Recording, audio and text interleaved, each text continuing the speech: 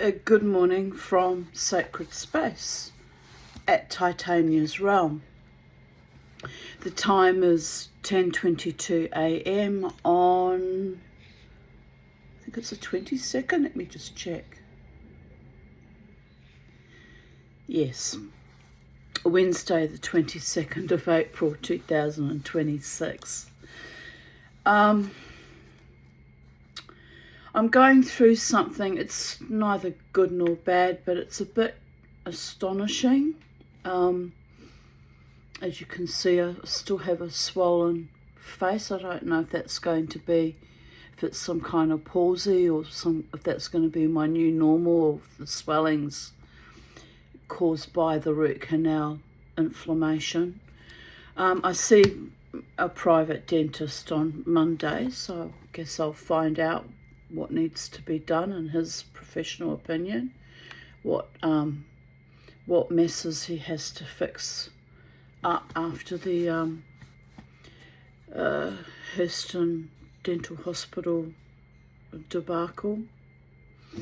And it does take me 2 to 3 months to recover from a dry socket, so the swelling and the soreness down in the bone, in the jawbone, could still be connected to that.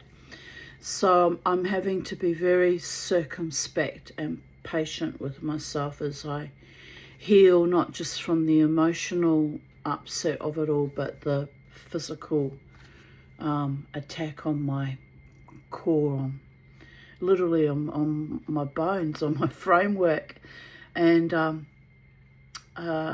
so I go through various states throughout the day of manic denial and moments of absolute panic, which fortunately is short-lived, although I did have to take a Valium 2 nights ago because my brain was just racing, mind was racing, and I had been overstimulated for days working on various projects, creative projects about my house, which is good. It's good that I found the motivation and I call it spiritual energy. It's kind of a spiritual innovation, because physically I'm healing and fatigued and dizzy at times, and even having trouble walking, which is what happens when my body is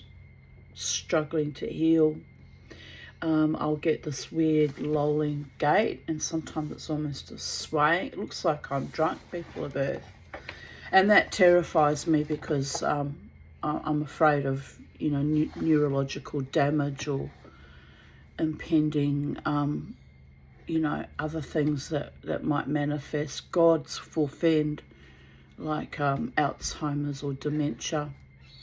But I've had the walking thing, difficulty with my left leg walking thing, happen before in 2018 actually. And both Crystal, my daughter Crystal, and my friend Jared kind of made fun of it.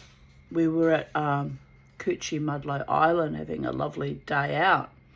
But as the day progressed and I got more and more weary, my walking got more and more strange. And they thought it was hilarious and made fun of it, not realising that it was actually a manifestation of my brain overriding the weakness in the leg and the pain that I was going through. I think at that time, my former GP put me on a drug called Mobic and Lyrica, none of which worked, and I joked that even the drugs sound like Serbian mafia overlords, and actually didn't work. And I'm not sure how the left leg pain resolved itself. Like, it literally just resolved. Like, I weeks after I'd given up on taking the useless drug, and just kept doing what I normally do, pushing through each day, the weakness resolved. So the odd thing that I'm manifesting at the moment is this weird nerve pain in my Achilles heel, And the other night I kind of panicked because it felt like there's a lump there. There is indeed a bit of a lump there, but look, that I'm not going to panic about that because it's probably just osteoarthritis or some weird fucked up thing I didn't sign up for.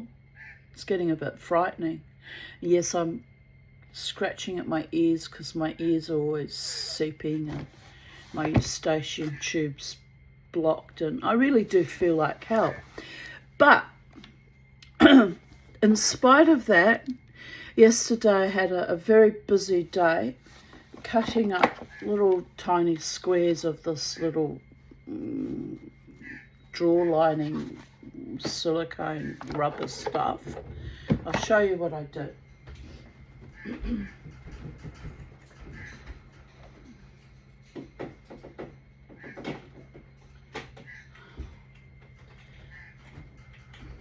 This is just one example, my collection of, I did all my semi-precious stones. So what I did was I put little squares, glued each one down. Being overly pedantic, protective, what's the word? Overcompensating for something, I don't know what. But anyway, I glued each one down so there's a little bit of protection when the beads get dropped or rattle, that these aren't quite so fragile because they're lapis lazuli. But the other thing I did, I had lots of these little bead pots left over since I transferred over to buying these, and so I put them inside with the beads that have lesser quantities and don't fill up the whole container. I put them inside, so extra protection, but really just as a way to use up all these little containers I had, because, you know, waste not, want not. I've still got a lot of leftover containers. I might, if I'm not going to find other uses for them, I might just donate them to charity or someone, put them on Marketplace, because someone will use them. But anyway, I worked on that most of the afternoon. I had my beautiful caseworker Rati come to clean, and she's such a lovely woman. And of course I talk to her a fair bit, drive her a bit mad to be honest. And but she likes talking to me. One of the few people that still engages with me and really finds me interesting. Oh, blessed be. Anyway, so she left at 12ish, and so I carried on working on this project until about 3, and then I thought I'll try and go and buy some more of these specific little containers because I want them all to match, because, you know, I want to put my findings in them as well. So I drove down to Green Slopes Shopping Centre, which is, you know, about 5-10 minute drive from me, and they didn't have any. So instead I bought really lovely glitter glues, because I ran out of glitter when I was working on my grimoire pages, painting the edges of them. So I bought more of that, which I'm very excited about. Probably work on that later today. And I bought, you know, some more of this type glue, and I bought some little glue dots. Anyway, by the time I bought a little lighter, because I've run out of matches. So I'm sort of stocking up on little bits and pieces that I do actually need. Excuse me. But I was so disappointed that they didn't have these. They seem to come in waves, like they'll have them and then they won't have them.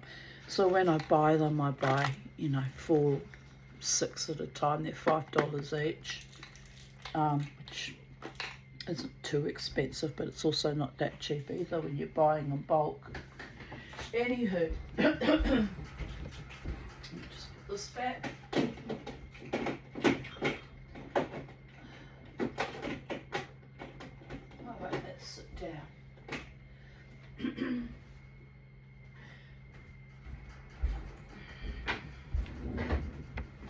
anywho, that took up most of my, afternoon, and I worked until the sun went down, and I like the birdies to be left here to sleep when the sun goes down. But I did work a bit longer after sunset for about another half hour or so. And little Bo got really annoyed. He did not want me in here because it's birdie num bedtime. They go to bed with the sunset. So he started, I don't know how he did it, but he managed to make this really loud banging noise. He must have, I don't know what he did, but it was such an obvious protest. And I thought, yes, that's fair enough. So I came out of their room and stopped working on the beaded things anyway. I'd actually finished what I could do of it. So it was my very productive day yesterday.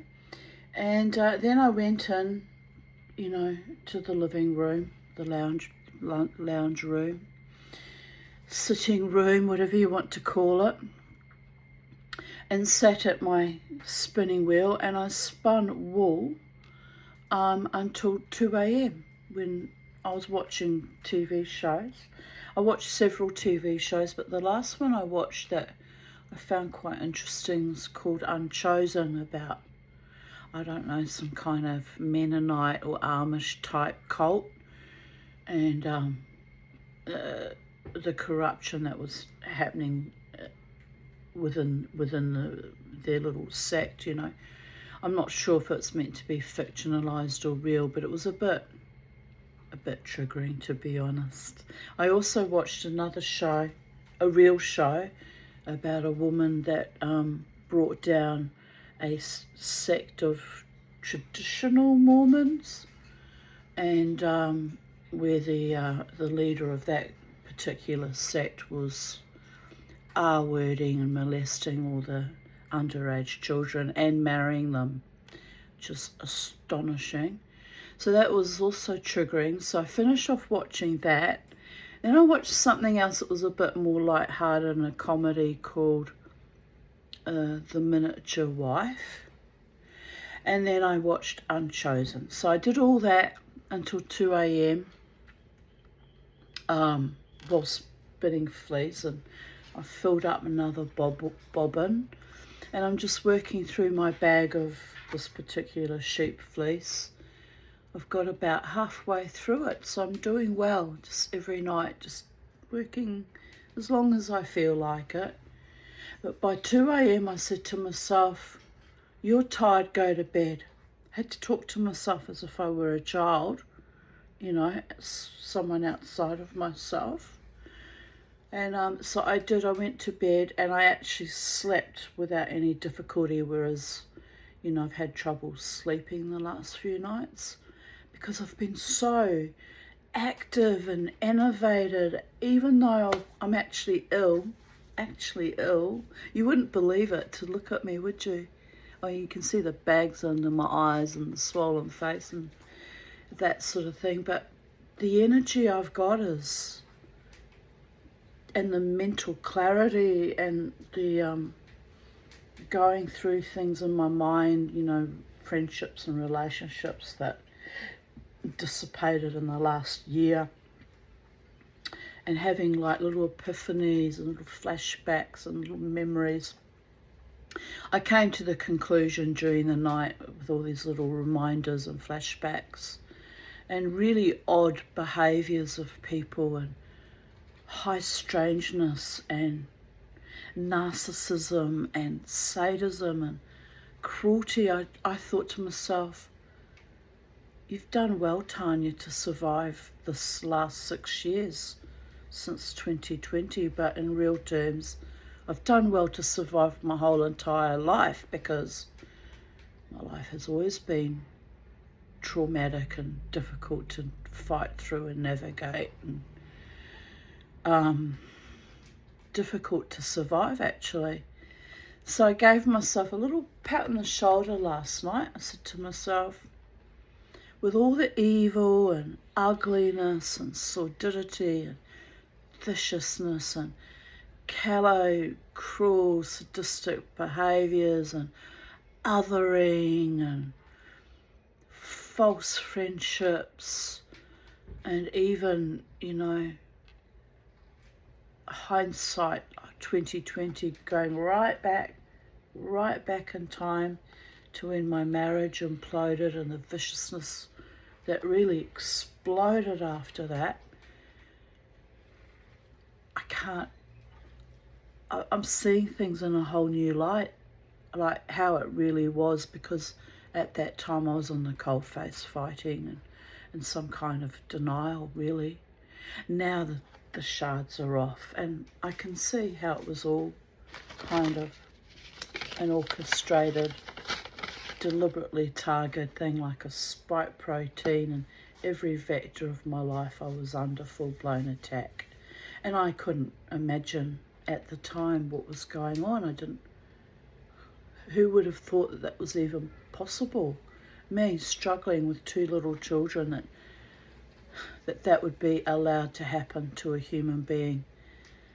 It really was torture, emotional, mental, and at times physical kind of form of torture to put me through all of that.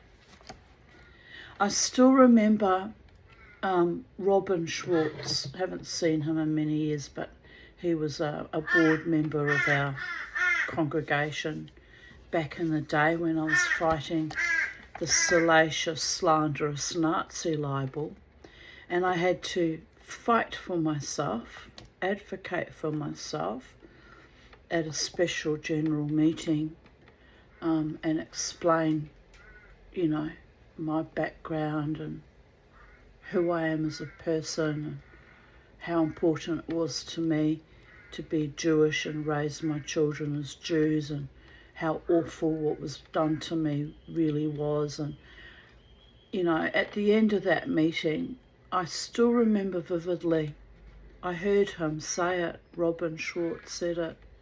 He said, Tanya should never have been put through that. And he was the one person on that board, probably because he was a bit closer to me in age, I think he was a couple of years older, that recognised that it was a form of torture and abuse, systemic and coercive and spiritual abuse.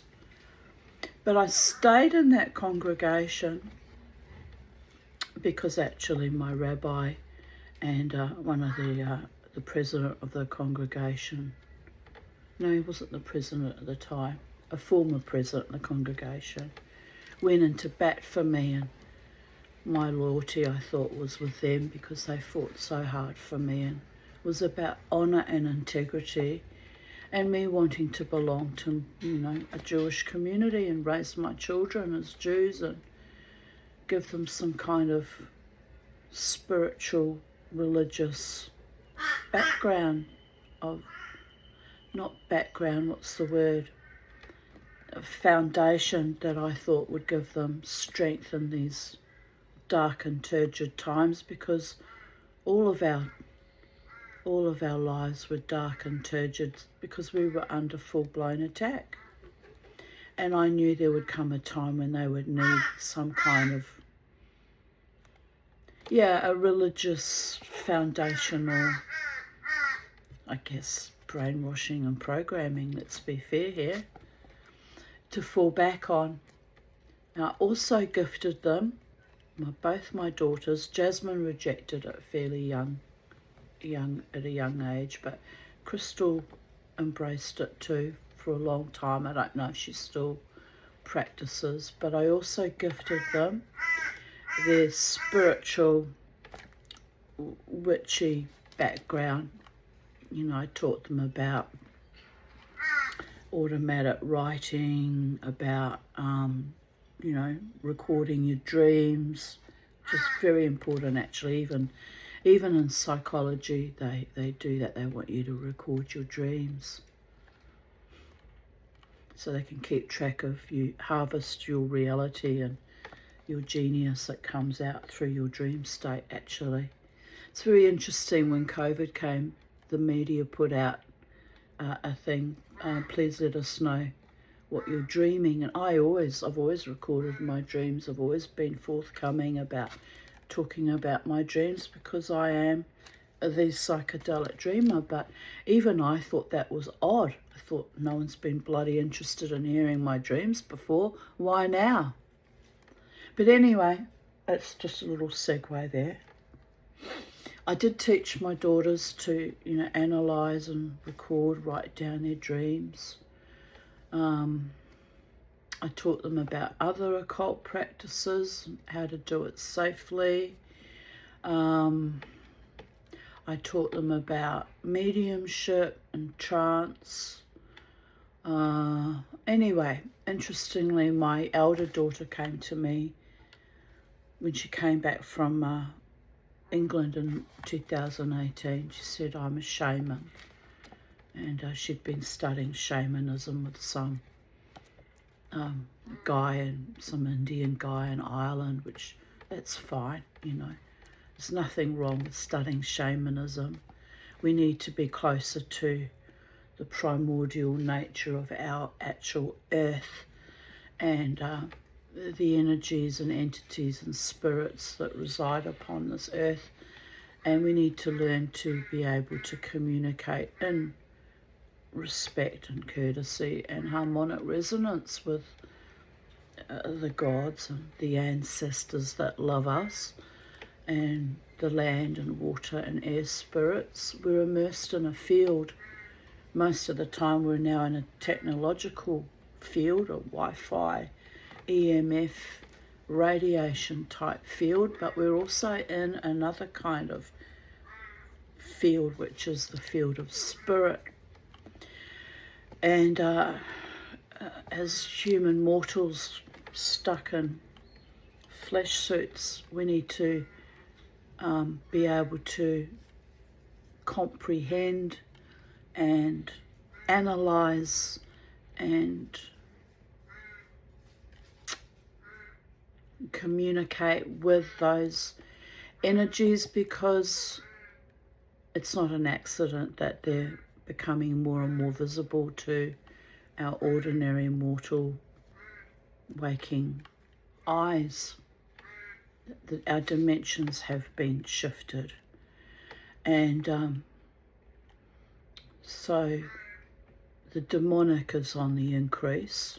I've witnessed it myself as a Jew and a witch and a shaman, not of lineage but of all my near-death experiences and spiritual walkers.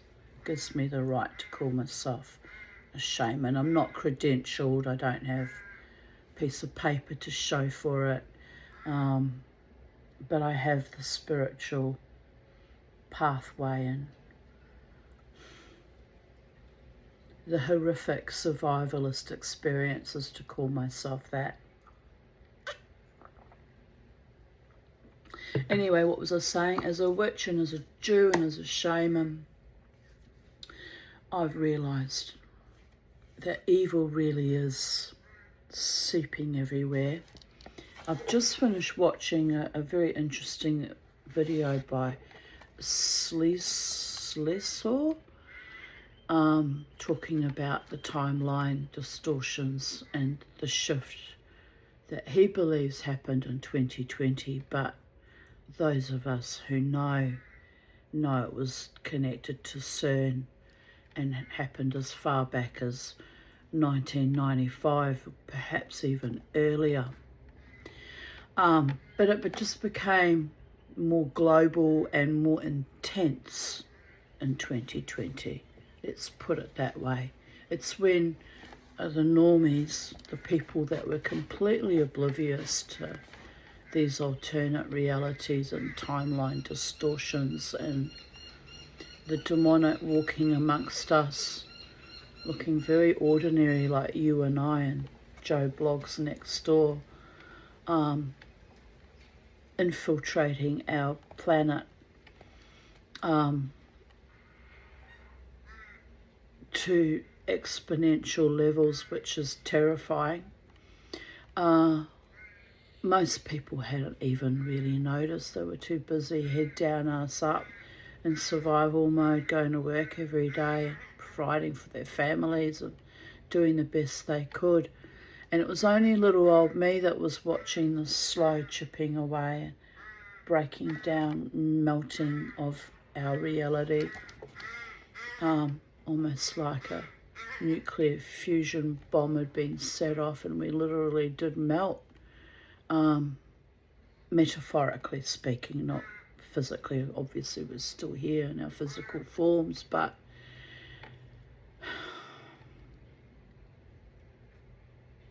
there's so many people that are physically here but mentally not here and spiritually evacuated out. They're called NPCs now, but I call them zombies. They are like revivified, empty shells or husks. They're functioning, they're holding down jobs, they're keeping their homes and gardens going. But you look into their eyes and they're not there anymore. And I find that the most terrifying of all, because for years when I was on heavy psych meds to survive my abusers, who were legion, some from my own Jewish community, actually more than some, but some were overt, others covert.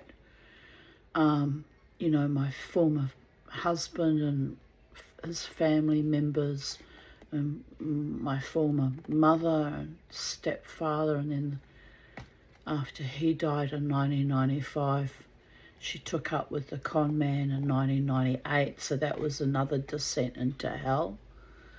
And all the evil that travelled along with all of that had cumulative, compounding, intense, profound effects on me and my daughters.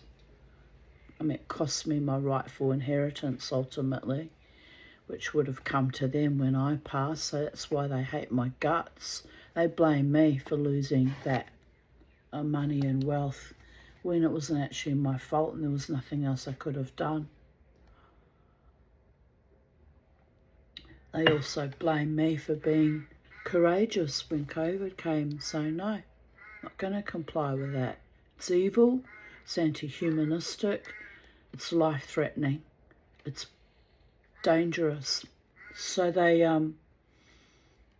aligned with their overlords, Oh, I have to do it to keep my job. No, you don't.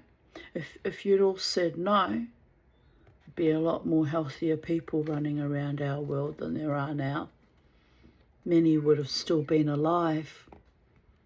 There'd be less infertility and miscarriages too. Anyway, this is the world that is left for me to still struggle to survive. Even accessing the dental hospital proved to me yet again that even our highly educated and trained scientists, doctors and dentists have been altered. The stress levels they were under was so immense, and their coping mechanisms were so distorted it bordered on torture. I actually left my body in the end of having that tooth extraction. I was out of my body, and the very well experienced supervising professor, who was not actually a monster per se, but had let that process go on a bit too long, in my opinion, called me back by saying, "How you going, Tanya?" I'm hearing Nirvana, Kurt Cobain, singing to me, "Come as you are, as a friend, as I hoped you would be." Tooth comes out right now. So he immediately recognised that I was not dying per se, but I was in an alternate multiverse as a coping mechanism, because it had reached the point where it was torture. When the young dentist kept screaming into my face, "Do you need to wait? Do you need to wait? Do you need to wait? Do you need a break? Do you need a break? Do you need a break?" And I could see the fear in her eyes, I just said, no, we can't. The anaesthetic will wear off. We can't stop. And then finally I said, is the break for you or is it for me? She said, both of us. So this is what I mean by torture. That should not have happened. But I'm not angry with the young woman. She's training, and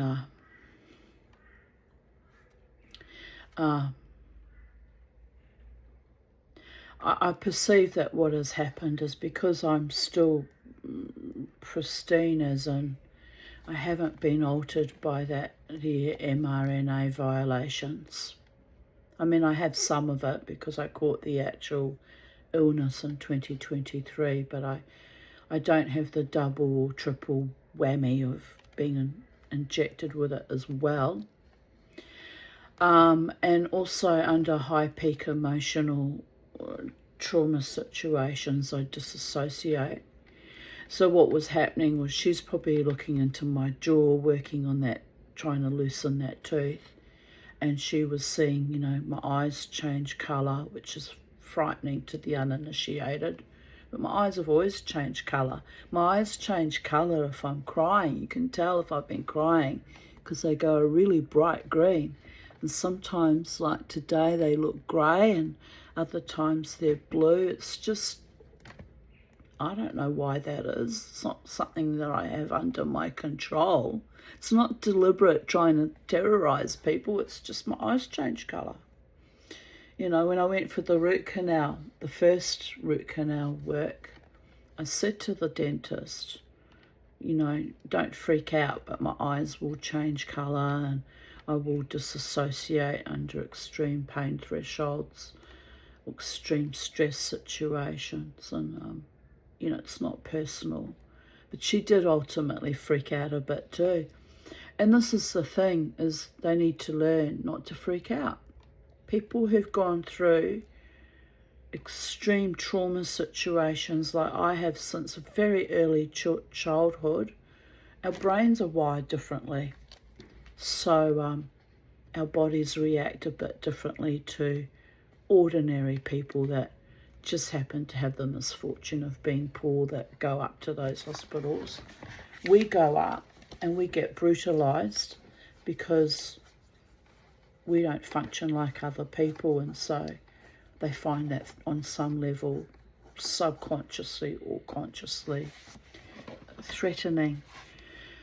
And I've come to realise that because I'm in my pristine, uninoculated state, that my pheromones probably smell a bit differently, my reactivity is different, although I wasn't really reactive because I was being very compliant and submissive and fucking docile, lying in that chair at the mercy of these dentists because I knew the tooth had to come out because I'd been unwell with it for 18 months and in denial about it and over coping, so it had to go. Just like this one will have to go, and I'm dreading it, people of Earth. I'm dreading it, even though it will be a private dentist who's kind and trauma aware and hopefully won't freak out so much if my eyes change colour or I drift off, because he does charity work in Uganda, so he's probably worked with a lot of people who have been through hell, so he's seen it all before. It won't faze him as much. I hope he still has a level of empathy though, compassion. I'm sure he does. Interestingly, his surname is the same surname as family friends from my Jewish community that I spoke about in a video recently with great fondness. I thought, that's interesting, the synchronicity coming, this same name. So you see, the angels and the architecture spinning in infinity bring me the people who are most inclined to treat me with kindness and decency and compassion. And, you know, as I said, even that supervising professor, when I had the extraction, knew when to step in when he saw me completely evacuated out of my own body too, but only briefly, because I whistle myself back home. I don't like to be disintegrated from my body, mind and spirit complex, because I fought too hard to stay alive and jive turkey my hide and be present here on planet Earth. I realised after the suicide attempt in 2015 and the near death in 2019 that I would have to be fully conscious and aware and present. So here I am, people of Earth, doing the best I can to fight my way through, even though most of the time I don't feel all that fucking fabulous. Because on some level I'm needed here.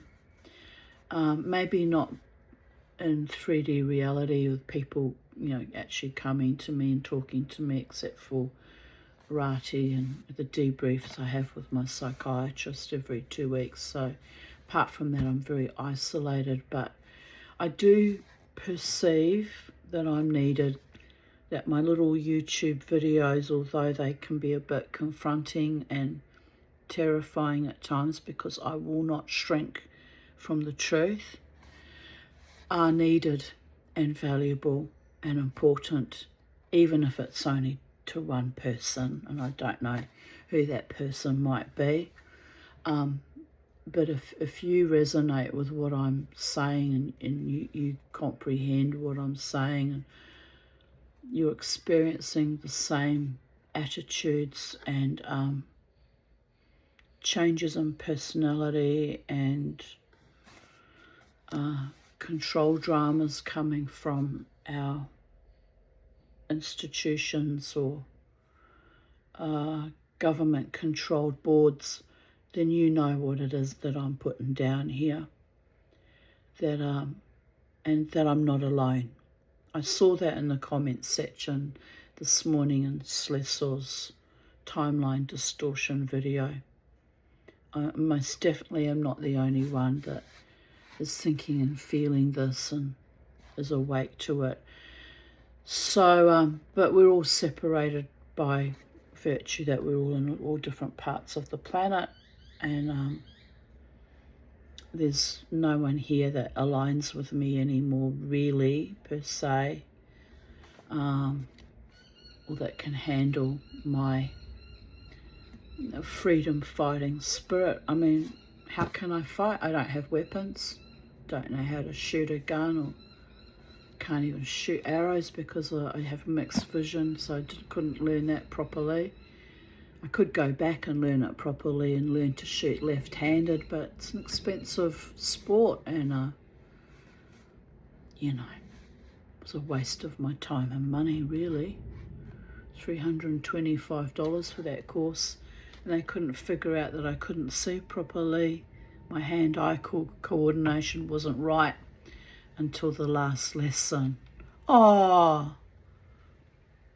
Anyway, that was kind of an extortion in a way. I'm a bit livid about it to this day, because I used that money from my small inheritance, and I really did want to learn. Not because I want to go around shooting people with arrows, you understand, but God forbid, if we ever have to hunt for our food one day, it would have been a handy skill set to have, Anyway, I'm left as a Eloy type Brave New World, a victim, unable to hunt or fish or find my own food or survive. And I can't afford to stockpile food and hoard food for, any worse outcomes, because I don't have enough money. And all the people that I thought I might be able to rely on in that eventuality all drifted off, because They just couldn't stand me being a bit,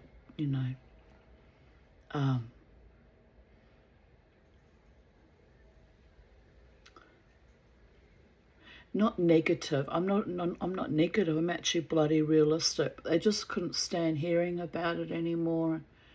They just wanted to be with their grandchildren and all that frivolity. And, when they set their grandchild up to say, oh, I'm not going to spend Halloween with you. And it had happened 2 years in a row. That was just the final straw, really. I thought, this is cruel and not quite human, and I don't know what to do with it, really. So I let that friendship slide. And then the other long friendship slid off like a greasy fried egg off a Teflon pan a few months later in December. Ironically and twistedly, but not deliberately choosing that date, but happened to coincide with the Bondi shooting. Later on, I thought, that's interesting. Can't rely on anyone to be there for or with me in a crisis, ever, except, for one earth angel who's paying for the private dentist because he doesn't want to see me suffer or be tortured in the public system anymore. So, but he can only assist, from a kind of a dimensionality, from a distance too, because, professional boundaries. It's not like I have a partner here every day supporting me like most people have family around them, or a partner or a lover, or a soulmate. I don't have that. That was all ripped away from me too. And there's no point being sad about it or suffering over it. I've reached acceptance that is the cards that the gods laid out for me, and there'll be a higher reason for it. I realised yesterday that I actually am functioning better being left alone and not having constant barrages of phone calls of people going, demanding of my spiritual energy, going on about their stuff, and not even their stuff, which I don't mind because, they were my friends, but dumping on me all their other family members and friends' stuff as well. It's like, wait a minute, I'm not your therapist. I don't get paid for this, and I need my own psychic mental energy to survive what's coming too. And they had other people, they made that abundantly clear. So they didn't really need or want me at all. They were just dumping, chronically dumping. And then the other friend who was very close to, maybe he thought I was dumping, but I would ring him and talk to him as we've always done since when we were young, 34-year friendship, and tell him, what I'm seeing, what's going on in the world and the behaviours, and he would agree with me and sometimes fall asleep while I was talking to him on the phone. And this had been going on for 4 years now. And I would tolerate it because, he works at a very physically demanding job.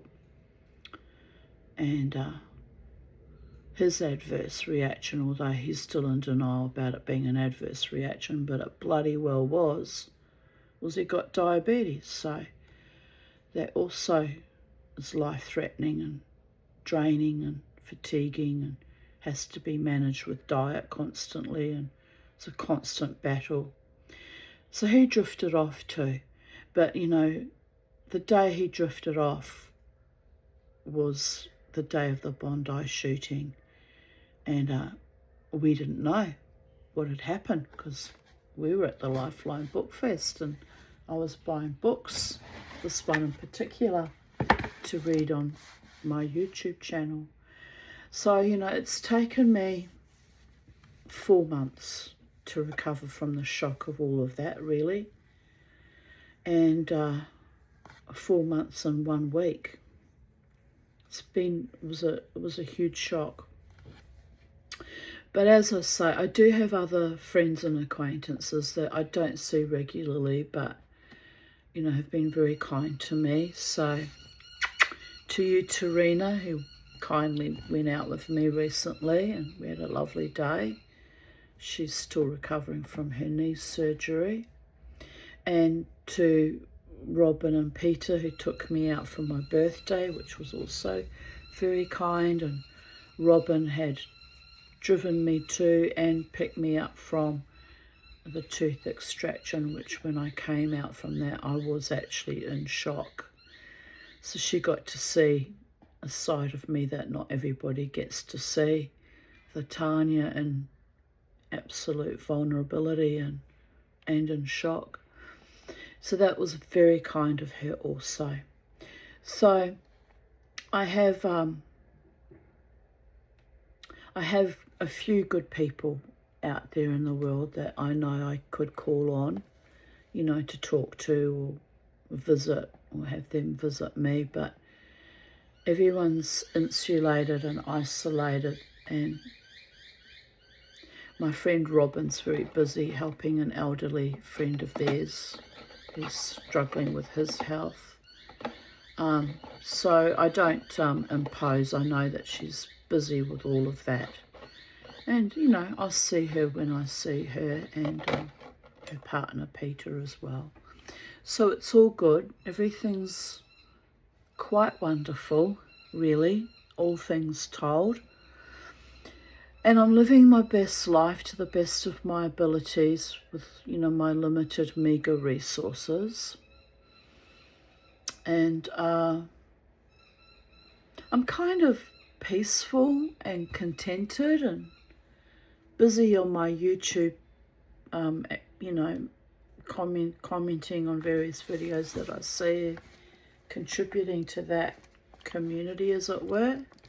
Although I don't really think they would consider me part of their community, but I do contribute a lot, insights and opinions, good, bad and indifferent, here on YouTube. And that takes up a lot of my time, actually. While I'm doing my crafty things, I'm watching things, and if I move to comment, I'll say something. And the days are passing me by, and I'm treading water till I wait to hear what's happening with this tooth. Swelling isn't as bad today. I only had 5 hours sleep, so I'm functioning, you know, again on kind of a spiritual nervous energy, but I'm feeling okay today. Feeling very calm and settled, which is good. A bit tired, but I'll probably go to bed early, or might even have an afternoon nap. Just looking at the birdies and thinking about putting them outside in the garden. But it's looks like we might get some rain today, or showers, so I'm holding off because of that. Anyway, I was intending to start reading this, finishing off the story and this book, but it's already a long video. We're 49 minutes in, and I've kind of done my little Mama T Musings, so I'll make this a separate video and call it Mama T Musings. And yeah, as I said, life is pretty good. I've been very busy, very, very busy. The other thing I did the other day was drill all these holes in this cribbage board I bought. I'm waiting for the other one to arrive, and that took a whole afternoon and evening to do. So, you know, keeping myself busy with all my little creative jobs is living my best life, distracting myself from all the soulless NPC evil that's going on in my world that I don't like and I'm not happy about, but there's really nothing I can do. This is our world now. And yeah, I might take myself out for a walk later. I haven't been for a walk for a few days. If I'm not too dizzy and feeling weak. Didn't walk yesterday. But I've resumed taking a little walk around the block. It's only 10 minutes. And excuse me, it's important to keep active. I need to do a dance. I actually need to do a full-blown shamanic, moshing, head twirling, vibratory, innovated, cathartic dance. But I don't feel safe out in the Brisbane music scene after the appalling way I've been spoken to and treated up until the 4th of December. It was just awful. So it's put me off going dancing out in public spaces now. I'm sure there's lots of other bands I could go to and other dance spaces, but it's killed the vibe for me. It's killed the joy I had, and it really was a form of my defiance and spiritual innovation, and it was misinterpreted and misaligned and abused. So fuck that shit. But I might consider doing another full tribal moshing shamanic type video like I did after my 60th birthday. I did 3 videos. I think it's time we made another one. But then the problem is they withhold those videos because they worry about copyright infractions. And the crazy thing is I pay for that music because I pay for Spotify. It's where I get the songs from. I've been paying for Spotify for quite some years now, since it first came out. What year was that? 2014, 2015. And I very rarely even listen to the music. So I pay like $12 a month and I hardly even access it. But, those songs have been paid for. I'm not stealing people's intellectual property, and I'm not claiming that the songs are my own. All I'm doing is dancing to it. So anyway, they let me have the other 3 videos, but I noticed that some, were limited or held back. So I guess it depends on the artists, how they feel about people dancing to their music. But the way I look at it is, don't make music and become rich and famous if you don't want people to honour your craft and your artistry by dancing to it and living their best lives. I mean, what's the point? So I give out my stories for free here on YouTube. I don't get paid for it. Be nice if I got paid, actually, but if someone takes my stories and were to read my own personal stories, as long as they acknowledge that it's my work, that it's copyrighted Tanya Desiree Aarons, but if they chose to read my stories out on YouTube, I'd be delighted. It's like sharing the love, isn't it? Sharing the joy, sharing the creativity and the artistry. That's how I view it. It's a different thing if I was claiming it as my own work.